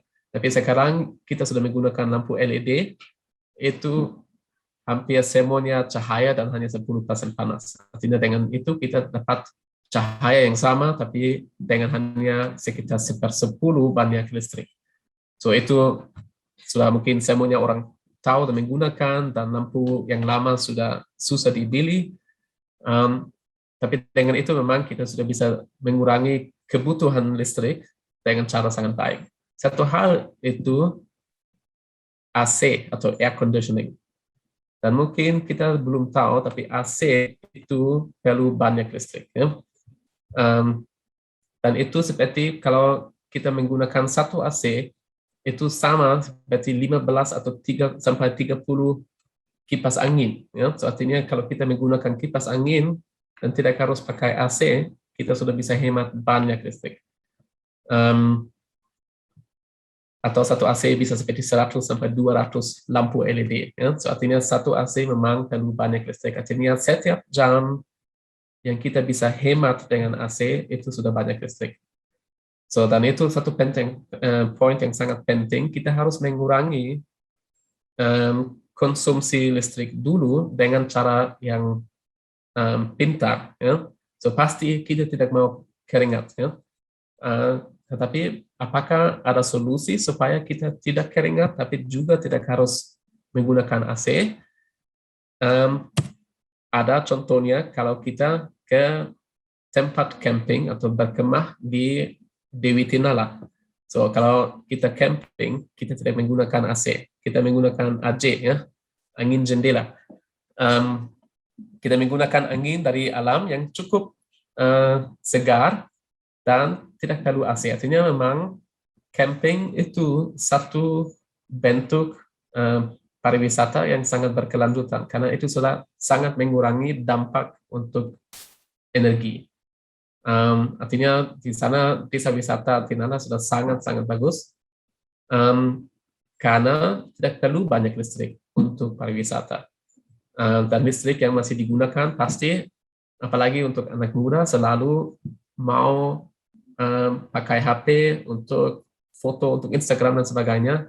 Artinya memang masih perlu listrik, tapi itu sudah kurang banyak daripada listrik untuk AC. So, dan dengan solar charging station yang kami bangun kemarin, itu sudah bisa membantu. Tetapi desa wisata Tinala juga menggunakan tenaga air atau pembangkit listrik tenaga mikrohidro untuk menyalakan beberapa rumah dan penerangan jalan. So, artinya itu sudah digunakan, itu juga satu proyek KKN di awalnya dan menjadi proyek yang lebih besar, yang bukan dari Ukrim, tetapi saya harap nanti yang proyek dari Ukrim dengan solar charging station juga bisa menjadi satu proyek yang lebih besar dengan tenaga surya. So, yang dari Ukrim itu solar charging station yang tadi sudah dijelaskan dari Lina. Di sini itu waktu ada acara di desa wisata Tinala, orang senang menggunakan solar charging station untuk mengecas HP, tetapi malam juga bisa digunakan ya supaya ada keterangan untuk tempat kumpul, untuk ngobrol dan sebagainya. So itu solar charging station. dengan solar panel 120 watt, baterai, charge controller, dan inverter, seperti tadi sudah menjelaskan dari Lina. Dan saya pikir itu satu contoh yang memang sangat baik untuk pendidikan, karena ya mahasiswa bisa belajar bagaimana bisa bangun proyek seperti ini, tetapi juga orang yang akan mengunjungi camping ground di Desa Wisata Tinala nanti bisa juga belajar tentang tenaga surya, bagaimana fungsi dan sebagainya. Satu contoh lain itu dari Ubud, seperti tadi saya bilang, itu mereka bangun rumah dengan namanya earth bag. Itu seperti plastik yang sangat panjang diisi dengan tanah. Dan itu plastik yang putih, dan di dalam ada tanah, dan mereka bangun dinding dengan cara ini. Itu satu proyek di India, tetapi cara sama untuk Earthly Paradise di Ubud. Mereka juga menggunakan cara yang sama, tapi akhirnya itu juga di plaster dengan tanah di luar, dan hasil seperti ini. Saya pikir sangat cantik. Saya juga sedikit pikir itu terlihat seperti rumah di Sumba, seperti tadi kita lihat juga ada solar panel kecil di atas, dan semua listrik atau mungkin untuk rumah dulu. Waktu saya ke sana itu memang lumayan panas dan lembab, tetapi kalau pergi ke dalam rumah itu bisa merasa itu cukup dingin, tidak pakai AC. Itu memang juga satu malam cukup mahal karena itu standar cukup tinggi. Tapi tidak perlu AC karena dinding ini sudah bisa melindungi tempat di dalam dari panas dari luar. Artinya di dalam itu selalu nyaman, tidak terlalu panas, juga tidak terlalu dingin, dan listrik untuk cas HP dan lampu dari solar panel. Mereka juga menggunakan waste water management. Mereka ada dua sistem untuk air. Satu, mereka kumpulkan air hujan, itu dibersihkan, dan juga bisa digunakan untuk minuman. Ya. So, contohnya nanti kalau ada koktail atau minuman lain, itu bisa dari air hujan. Tapi juga untuk kamar mandi atau air dari dapur, itu dibersihkan. Itu tidak langsung masuk ke sini, itu dibersihkan dulu, tapi nanti dimasuk ke sini lewat batu-batu dan tanaman, itu dibersihkan dan bisa digunakan untuk siram kebun contohnya. So dengan itu mereka sudah sangat mengurangi dampak, seperti tadi kita lihat, biasanya turis Bali perlu banyak listrik, perlu banyak air, itu sudah sangat dikurangi dengan cara ini.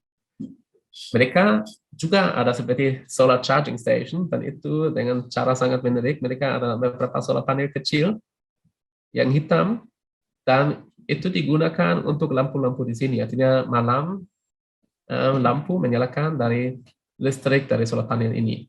So, mereka bilang sekitar 90% dari cahaya dari lampu itu dari solar panel. Mereka juga pakai yang gelas ini. Itu hampir sama dengan proyek mahasiswa dari UKRIM yang juga dibuat satu tempat seperti ini. Tapi karena itu pariwisata, itu memang sangat cantik. So, artinya di siang hari dicas dari solar panel, dari matahari dengan solar panel ini, dan malam hari itu dibalik dan terlihat seperti ini. So, artinya mereka menggunakan juga listrik dari tenaga surya untuk menerangi tempat duduk. Tapi mereka juga menggunakan resources yang lain seperti kayu. So, artinya kayu tidak pakai pohon yang harus digergaji, tetapi mereka menggunakan kayu dari proyek yang lain. Itu contohnya kayu yang sudah 150 tahun dari satu proyek lain di Jawa. Mereka menggunakan itu untuk bangun tempat wisata di sana. So, saya pikir itu beberapa contoh yang sangat menarik. Di sini kita bisa lihat solar panel lagi yang produksi tenaga surya untuk cahaya dan cas HP. Dan itu di dalam hotel. Di sini ada baterai. Ini kabel dari solar panel masuk ke solar baterai yang juga terintegrasi dengan charge controller. Dan orang bisa menggunakan listrik untuk lampu dan untuk cas HP. Ya, so artinya kesimpulan, kita lihat ada beberapa tantangan untuk pariwisata, untuk desa, dan kita harus berubah supaya ya pariwisata tapi juga desa dan hidup kita lebih berkelanjutan. Tetapi kita harus memahami perubahan ini bukan sebagai beban, tetapi sebagai kesempatan. Ya kalau kita pikir, oh kita harus investasi banyak dan sebagainya, itu mungkin membuat hidup kita susah. Tetapi sebenarnya itu kesempatan karena di waktu yang lebih lama, kita bisa hemat uang, kita punya lingkungan yang lebih bersih, dan hidup yang lebih menarik. Dan ya tadi sudah ada beberapa contohnya kami sudah hemat hampir 80% listrik dengan penggunaan solar panel. Wisata Tinala sudah hemat banyak listrik dengan menggunakan mikrohidro, tetapi juga dengan pariwisata yang berkelanjutan dengan pakai tenda di camping ground. Kita tadi lihat beberapa contoh dari Ubud. Dan saya pikir itu beberapa contoh bagaimana kita bisa menggunakan cara teknologi berkelanjutan yang sangat menarik, dan saya harap itu juga inspirasi untuk proyek yang lain. Kita lihat teknologi sudah siap, so kita tidak harus tunggu lagi kapan teknologi siap. Sekarang teknologi sudah siap dan cukup murah untuk digunakan seperti tadi kita lihat di Ukraina.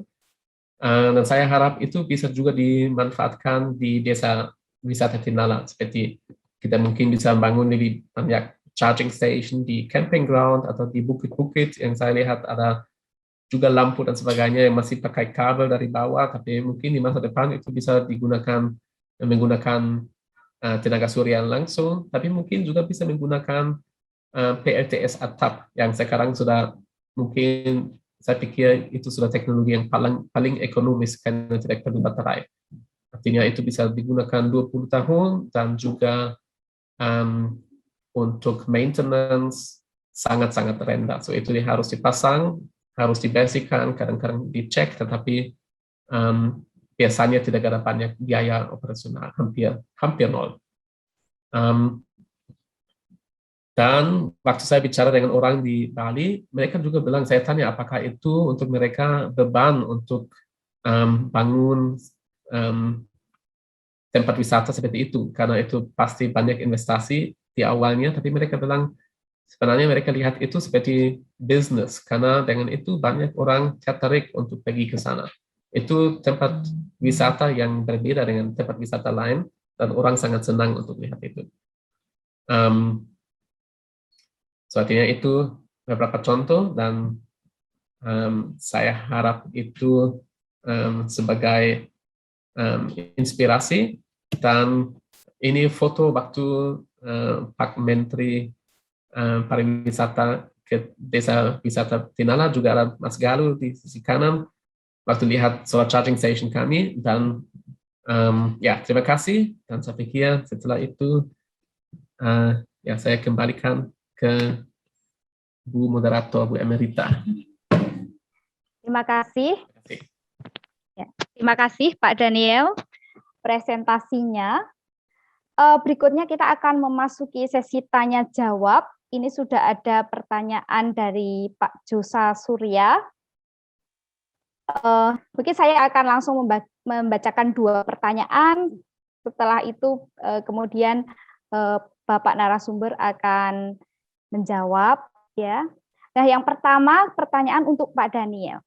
Bagaimana cara merawat solar panel, dan solar panel produksi negara mana yang paling baik dan tahan untuk digunakan? Berikutnya, pertanyaan dari Pak Gulamul Mustafa dari UIN Suka, ya. Nah, untuk Mas Galuh, yang pertama, apa tantangan terbesar yang dihadapi oleh pengelola Desa Wisata Tinalah dalam mengembangkan proyek atau program kerja yang sudah dirancang? Lalu upaya apa yang dilakukan untuk mengatasi tantangan tersebut? Pertanyaan kedua, bagaimana kontribusi Dinas Pariwisata DIY terhadap pemanfaatan energi terbarukan untuk pengembangan desa berkelanjutan, khususnya di Dewi Tinalah. Lalu juga bagaimana dengan pembiayaannya, biaya-biaya yang dibutuhkan untuk menunjang keberhasilan desa wisata Tinalah tersebut. Nah, oke, silahkan kepada Pak Daniel. Saya persilahkan untuk menjawab pertanyaan yang pertama. Oke, so artinya itu pertanyaan tentang perawatan, bagaimana cara untuk perawatan. Ya. So kalau untuk solar system on-grid seperti di atas sini, itu kita harus cek mungkin 1 kali per tahun, kita harus cek apakah koneksi masih baik, apakah mounting masih bagus, apakah ada korosi atau tidak. So artinya itu memang juga sangat penting kalau memasang solar system supaya itu dilakukan dengan baik. So artinya kalau belum ada pengalaman, selalu bagus kalau menggunakan satu perusahaan yang sudah ada pengalaman yang baik dengan track record yang baik, artinya sudah ada beberapa proyek yang bagus supaya itu berfungsi dengan baik dan berkelanjutan.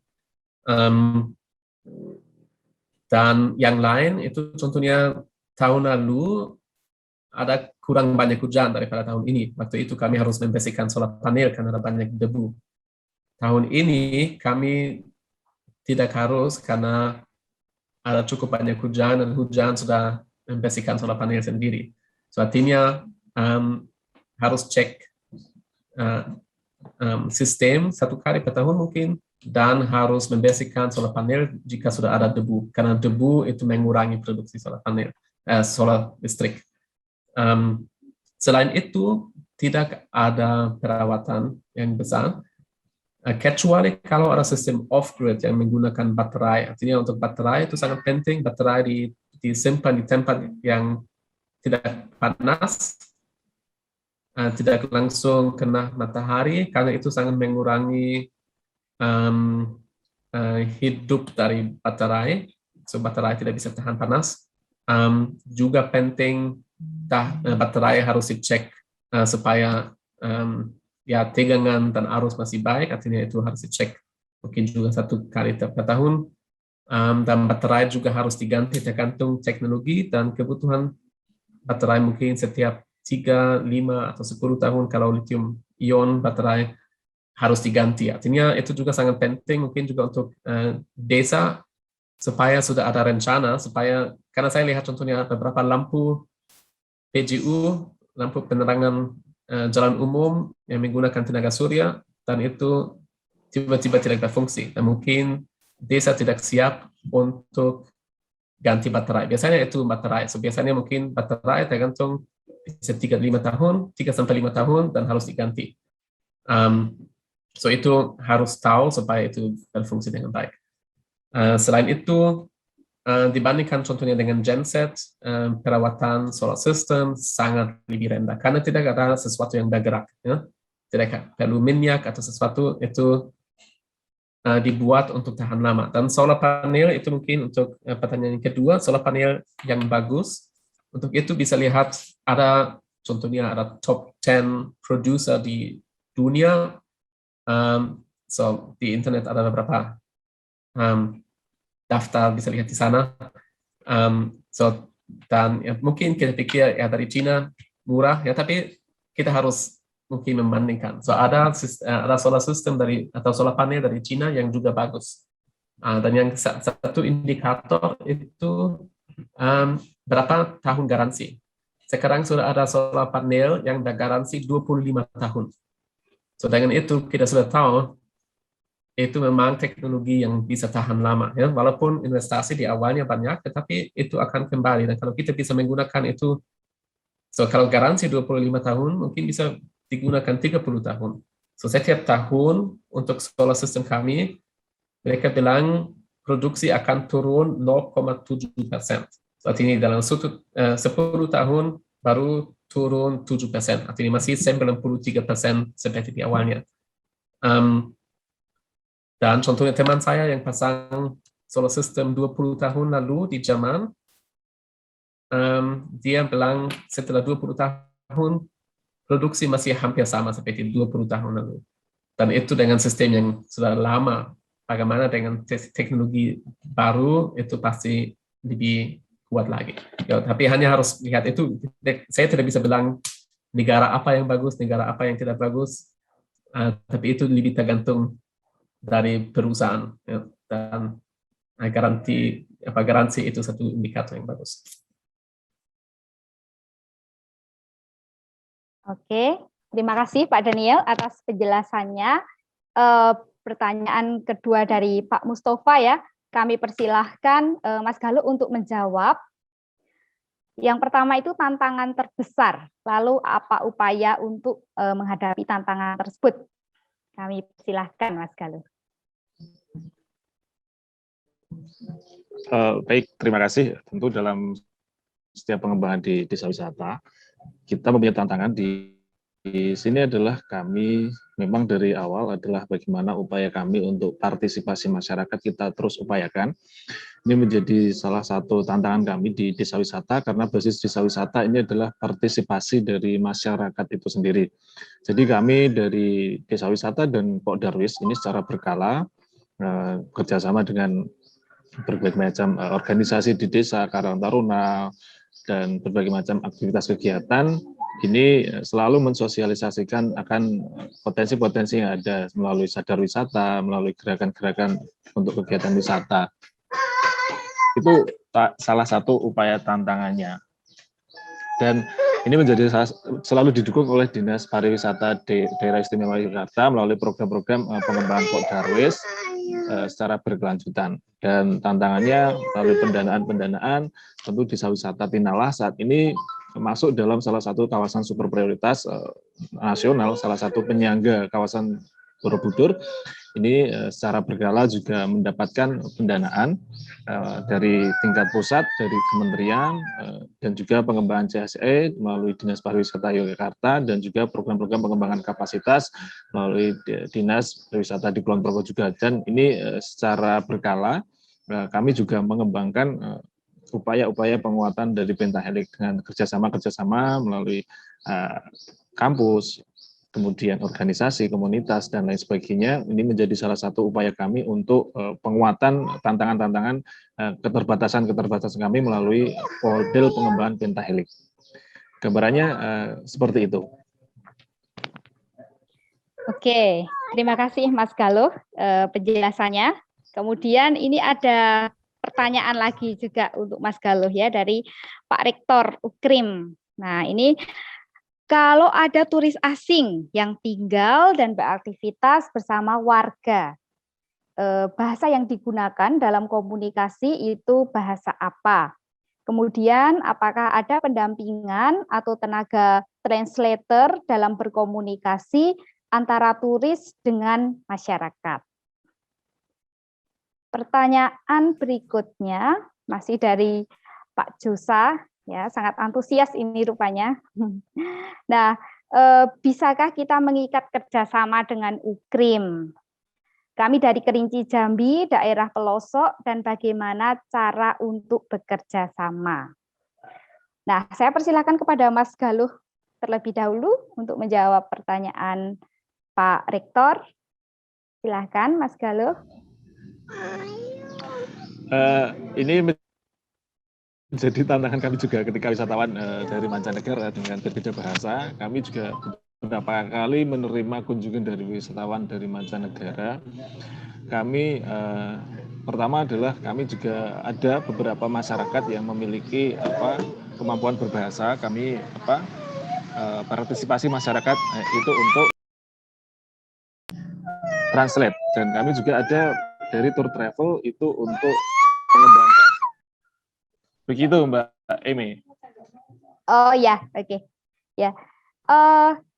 Untuk pertanyaan untuk Pak Daniel ya, bagaimana supaya bisa bekerja sama dengan UKRIM? Silahkan Pak Daniel bisa dijawab. Iya, saya pikir bisa ya. Mungkin nanti kita harus lihat di dalam bentuk apa dan untuk tujuan apa, tapi mungkin nanti ada kesempatan untuk mungkin tukar kontak ya. Iya. Iya. Saya pikir mungkin nanti lebih jelas kalau langsung ya tentang apa dan sebagainya. Iya Pak Jusa, nanti mungkin bisa kontak kami untuk selanjutnya. Kita akan bicarakan kemungkinan-kemungkinan kerjasama yang bisa dilakukan. Terima kasih. Berikutnya, pertanyaan untuk Pak Daniel lagi ya. Izin dari Pak Raja dari Papua. Oke. Izin bertanya, Pak, bagaimana menentukan biaya operasi dan biaya pemeliharaan perangkat solar, serta berapa kali dilakukan pemeliharaan rutin? Kegiatan apa saja yang dilakukan? Terima kasih. Silahkan Pak Daniel bisa langsung dijawab. Ya itu juga tergantung solar system. Contohnya untuk solar on-grid, ada orang bilang biaya untuk operasional per tahun itu hanya sekitar 1 sampai 1,5% dari investasi. Artinya itu sangat rendah. Untuk sistem yang dengan baterai itu pasti berbeda karena baterai itu cukup mahal. Baterai sangat lebih mahal biasanya atau ya lebih mahal dari solar panel, dan tergantung baterai ada beberapa tipe, ada yang seperti aki basah atau aki kering. Ada baterai lithium ion seperti di dalam HP, itu baterai yang lebih mahal, tetapi juga bisa tahan lebih lama. Artinya itu tidak bisa langsung dibilang berapa persen harus digunakan untuk maintenance. Itu sangat tergantung dari sistem. Tetapi ya memang kalau solar system dengan baterai itu pasti lebih lebih rumit untuk maintenance, untuk merawat, karena ada beberapa aspek seperti baterai harus di tempat yang cukup dingin, cukup berventilasi dan sebagainya, dan juga baterai mungkin harus dicek lebih sering. Juga kalau ada seperti battery bank, artinya beberapa baterai harus seimbang supaya berfungsi dengan baik. Itu harus dicek, dan mungkin untuk itu tergantung juga ukuran solar system. Perlu teknisi yang sudah mengerti itu. Kalau seperti solar home system yang sering digunakan, sewaktu kami ke Papua kami juga lihat seperti itu ukuran seperti solar charging station yang tadi dijelaskan dari mahasiswa. Itu satu solar panel, satu baterai, dan di sana saya lihat masalah sangat sering itu solar panel langsung disambung ke baterai. Dengan itu baterai mungkin bisa tahan setengah tahun. Tapi kami menggunakan charge controller, itu satu box di antara baterai dan solar panel. Itu bisa mengontrol kalau baterai sudah penuh, supaya baterai tidak namanya overcharge, supaya baterai bisa tahan lebih lama. Juga kalau baterai sudah mau kosong, lampu dimatikan dulu dari alat itu. Artinya baterai bisa tahan lebih lama kalau menggunakan charge controller, bisa mungkin 3 sampai 5 tahun. Kalau tidak pakai charge controller, apa yang saya sering dengar dari Sumba contohnya, baterai hanya bisa tahan setengah tahun. Artinya itu satu faktor yang penting. Charge controller itu ada yang dari 100 sampai 500 ribu, dibandingkan dengan baterai yang mungkin 1, 2 atau lebih juta, itu sangat lebih murah. Lebih baik kalau masih tambah charge controller supaya baterai bisa tahan lebih lama. Ya. Ya, mengenai harga ini Pak, beberapa mungkin penasaran ya. Yang tadi Bapak pasang di Sumba, satu sistem itu kira-kira berapa Pak? Di Sumba satu sistem sekitar 5 juta. Itu untuk solar panel dengan 120 watt, dengan baterai 100 ampere jam, charge controller, tapi juga termasuk 5 lampu, kabel, dan sebagainya. Ya, jadi kita Ya. bisa buat sistem yang kecil, bisa juga buat yang besar, tergantung kebutuhan, gitu ya Pak ya. Ya. Kalau yang di Desa Wisata Tinala, Pak, sekitar berapa? Mungkin ya Harganya, ya. sekitar 6 juta ya, saya pikir. Ya, Yang iya. ya, so ini juga inverter supaya bisa menggunakan listrik AC. Kalau contohnya cas HP dan lampu bisa menggunakan listrik DC atau searah yang kabel plus minus, tapi kalau dari stop kontak PLN itu listrik bolak-balik atau AC, untuk itu perlu inverter yang ada tambahan biaya. Tapi nanti juga bisa digunakan dengan semua alat yang biasanya digunakan menggunakan PLN, listrik PLN. Ini ada dari peserta ada yang raise hand. Pak Wisnu, kami persilahkan. Mungkin ada pertanyaan yang ingin disampaikan, bisa open mic, open video, kami persilahkan Pak Wisnu.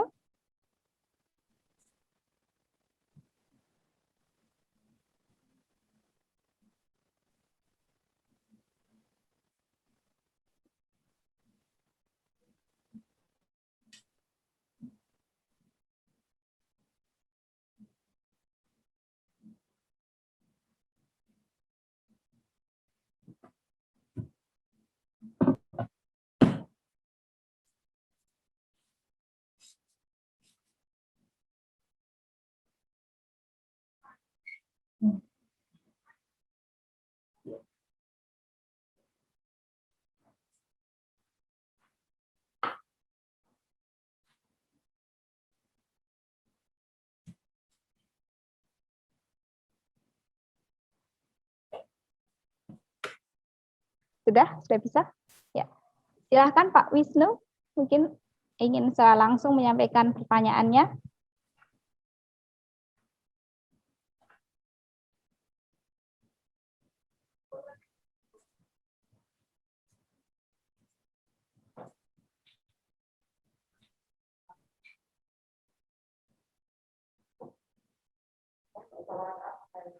Oh, tidak ada.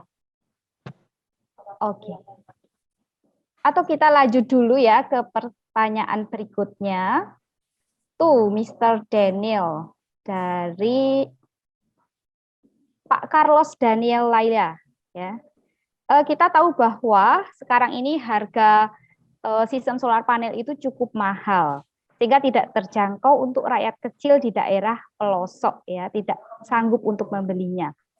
Apalagi kalau pemasangan tiang listrik pada daerah tersebut belum ada, tentu bisa dipasang, belum bisa dipasang karena banyak hambatan. Nah, jadi dengan kejadian seperti itu, apakah ada solusi dari perusahaan penjual solar panel yang bisa membantu mengurangi dari segi harga? Kalau memang tidak ada solusinya, maka masyarakat di daerah tersebut cuma bisa bergantung dari pemerintah. Dan belum tentu juga pemerintah bisa membantu dan menyumbang dana.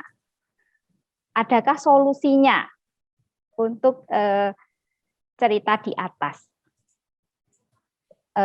Kepada Pak Daniel, mungkin bisa langsung dijawab Pak Daniel.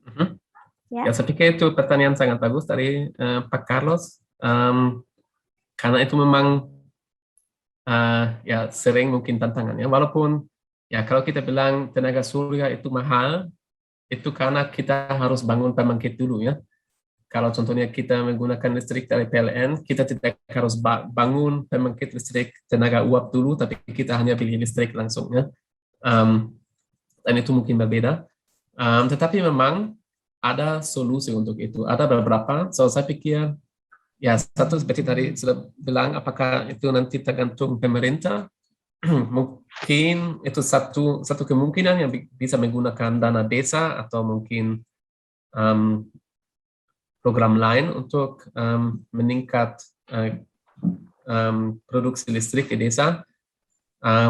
Tetapi juga ada solusi lain. Contohnya, kami baru juga mulai untuk mencari informasi. Ada sistem,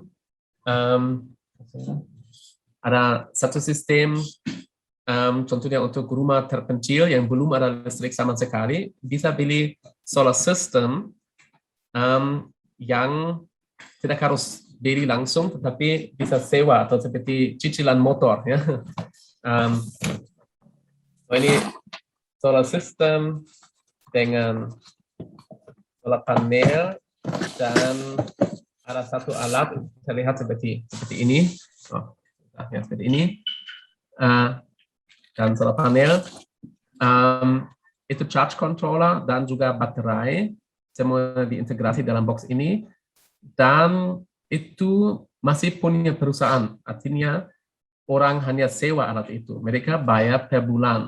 So itu nanti tergantung alat, apakah itu 30.000 atau berapa, itu nanti tergantung ukuran sebagainya. Tapi itu nanti bisa masuk seperti token listrik, ya. So artinya orang bisa masuk token dan dapat listrik selama contohnya 30 hari dan bisa menggunakan sistem ini. Dan kalau setelah 30 hari harus beli token lagi. So dengan itu lebih terjangkau. Mereka tidak harus beli satu sistem dari awalnya, tetapi bisa sewa sistem, dan biasanya mungkin 3 tahun kemudian itu sudah punya mereka. Atau contohnya kalau mereka mau di awalnya beli lebih banyak, itu mungkin lebih cepat sudah pemilik mereka.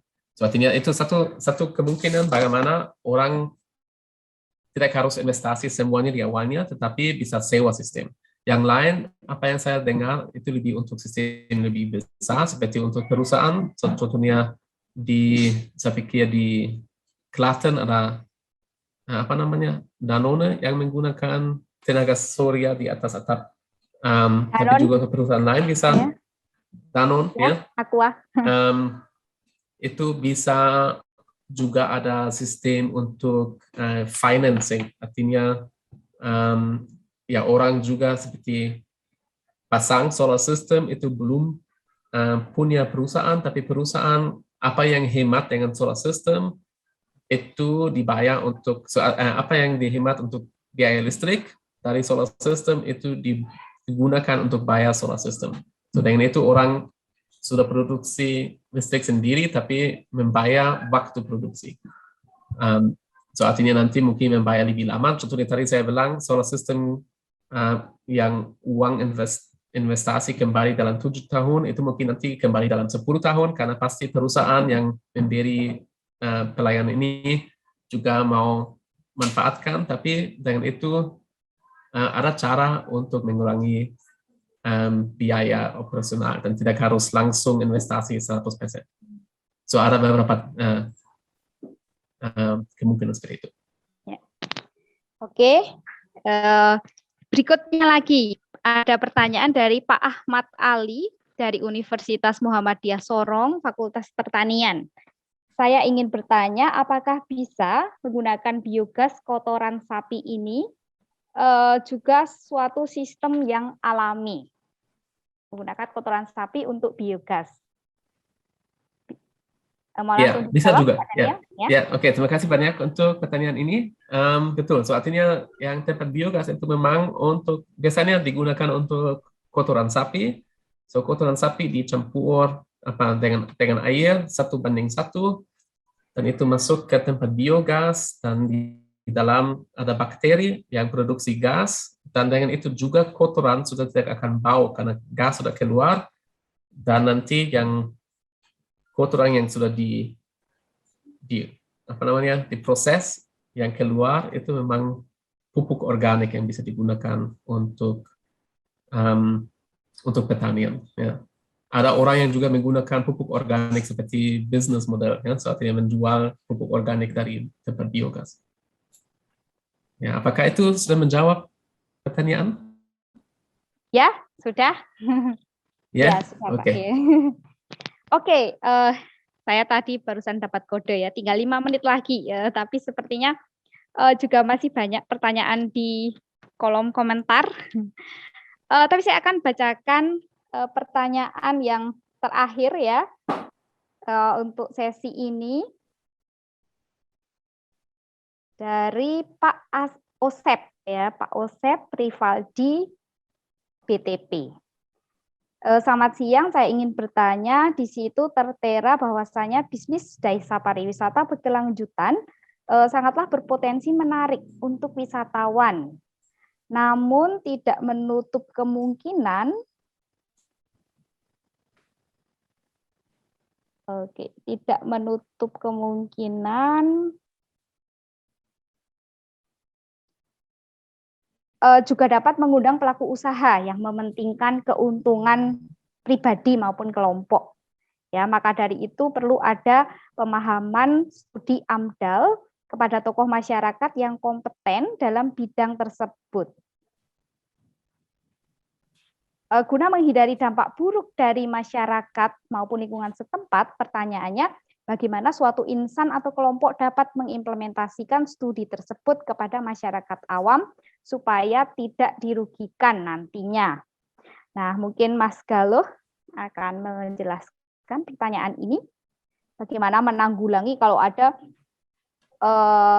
suatu personal atau kelompok yang ingin memanfaatkan itu, ya, memanfaatkan potensi desa itu dan mementingkan kepentingan pribadi maupun kelompok.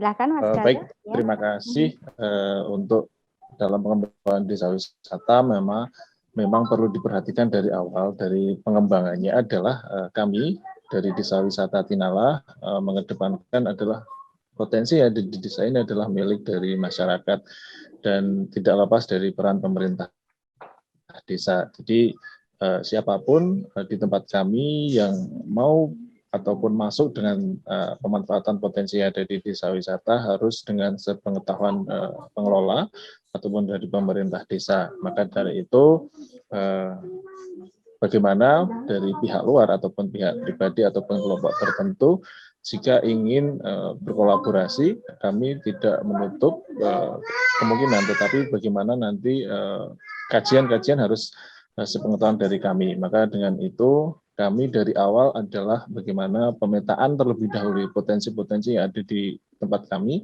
dan itu menjadi salah satu peran masyarakat untuk memiliki rasa mempunyai potensi-potensi yang ada di seluruh kawasan desa kami. Dan dengan rasa itu mau tidak mau masyarakat secara bersama-sama berpartisipasi untuk merawat maupun mengelola, sehingga pihak-pihak luar yang ingin bergabung atau tertarik dengan pengembangan potensi-potensi yang ada di tempat kami, mau tidak mau harus sepengetahuan tempat kami. Dan ke depan jika ingin ada suatu program kerjasama dari pihak-pihak lain, kami juga harus mengetahui bagaimana share profitnya.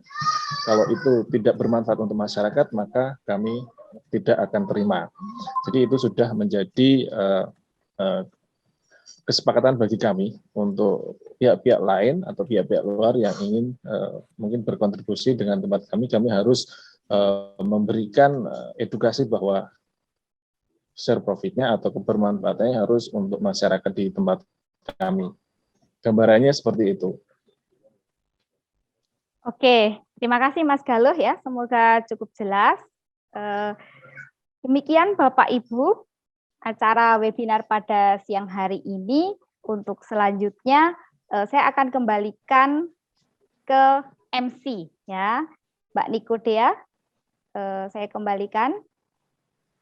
Oke, terima kasih kepada Ibu Emerita yang telah memimpin kita pada sesi sebelumnya. Tidak terasa kita sudah sampai di penghujung acara kita pada siang hari ini.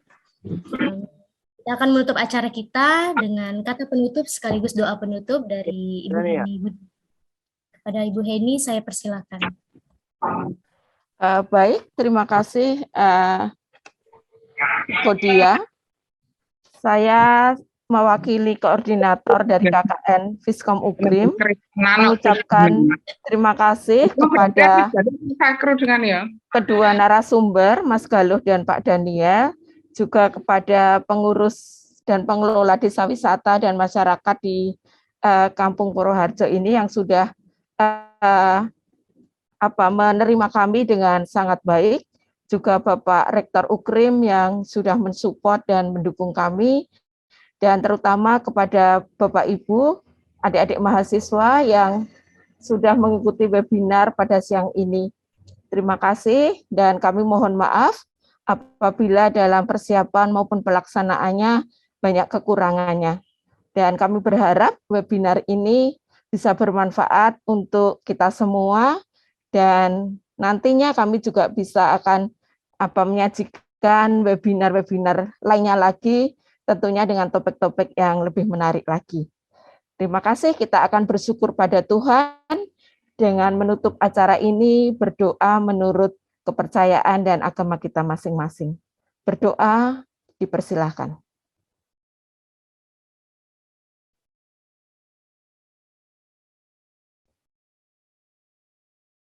Cukup. Baik, saya kembalikan lagi ke MC kalau masih ada acara lainnya. Silakan. Ya, sekali lagi saya ucapkan terima kasih kepada seluruh audiens yang telah hadir pada siang hari ini dan terutama kepada para pembicara yang telah menyampaikan materinya yang sangat luar biasa. Semoga materi ini sangat bisa bermanfaat untuk kita semua. Saya selaku pembawa acara dan mewakili teman-teman panitia, mohon maaf yang sebesar-besarnya jika banyak terjadi kesalahan dalam berjalannya acara ini. Dan sekali lagi saya ingatkan untuk mengisi presensi yang telah disediakan. Akhir kata, saya ucapkan terima kasih dan selamat siang. Kepada seluruh audiens, dipersilakan untuk live Zoom meeting ini. Terima kasih. Selamat siang. Terima kasih.